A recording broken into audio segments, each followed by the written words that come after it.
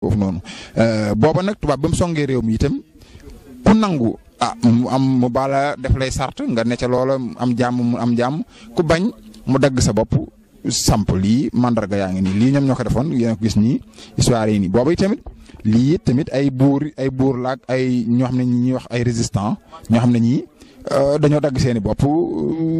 teg kopp ku ragal bàyyi ku ñeme nag nga daal di continuer ba mu amee lañ ca bëggoon mooy nit ñi ne ci am poog leneen loo xam ne vraiment ñoom seen programme ñoom ñu doxal seen business seen am koom-koom ak loolu moo gënoon ñor kii nag moom mooy Doudou Seck ñu gën ko xam ci bu El Mougdad moom moo nekkoon interprète tubaab yi ci digg jamono yooyu moo nekk nii ñu mandargaal ko fii léegi nag la ca xew bañ dalee songee sëñ bi itam ku ne xam ne la ca xew ba Kombeek ko Ndar fii nii mooy tundu jeewal lii dafa jaaru lan ma histoire tundu jeewal moom lañ xaw a tënk fii ndax mi ngi nekk ci digganteem ak fi nga xam ne mooy muux juróomi kilomètre la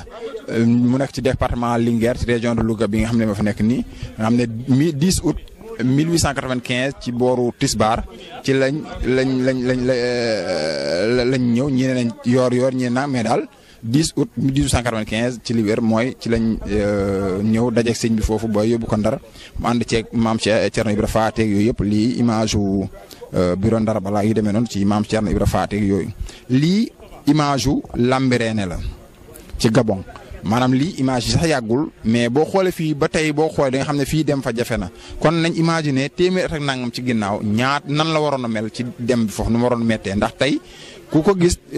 tukki ni mu moyen ni mu yombee te ba tey day am jafe-jafe nga xool ci at yooyu nu mu waroon a mel te dëkk yi ku fa waroon dëkk nu mu fa waroon dëkkee xëy na comme mbiru ki la ñuy gàttal noonu rek ak fi mu jaar yëpp Guinée ak fi mu jaar ba julli faak yëpp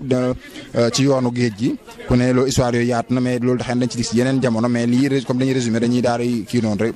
boo defee lépp Guinée Kassa ak fi mu jaar yëpp vraiment leeral nañ ko fii ci exposition bi fii nii Grand Bassam la ndax lii lu tax Grand Bassam ndax Grand Bassam it dafa am cër ci yoonu murit ndax am na sa màggal gu ñu fay amal ak yooyu te histoire bi ku ne xam na ko ndax jaar ga fa sëñ bi jaar ak julli yam fa def ak yooyu noonu yooyu yëpp dañ koy fàttaliku ba léegi ndax fu sëñ bi jaar am na jeexital yu fa des ba nga xam ne léegi ba tey nit ñaa ngi koy xeeñtu di ko lijjanti di ko toppatoo ngir histoire mën koo retenir Grand Bassam bii tamit leneen dafaa xew ndax Côte d'Ivoire comme ku ne di ngi dégg xisa bi nga xam ne ñi ngi naan sëñ bi dañoo gasoon kan dugal ko ca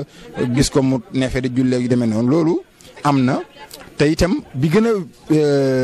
siiw mooy bi nga xam ne Gabon la amee waaye lu jiitu loolu Côte d'Ivoire gii la njëkk a amee ndax boo xoolee ci Archives nationales de France am na rapport bu ñu bind ku ñuy wax ndax turam leeralu ko dafa bind rek bon xamuñu ab capitaine la woon daal ci armée ba moo ko njëkk a def gasum kan bi mu ñëwee Côte d'Ivoire dugal ko ci gis sëñ ba nefee di julli mu yéem ko mu ne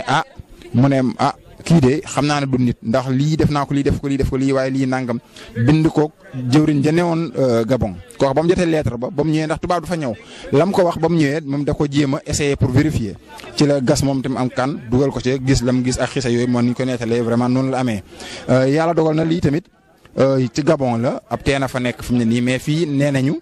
garab mango gi ñu ko yeewoon boole ko spayis yi fukki soldaar ñaar yi ñu fetaloon ko ba daanu faatu ñoom seen bopp fii la amee woon garab ga nag newatu fa léegi mel ni ab teena fa ne ci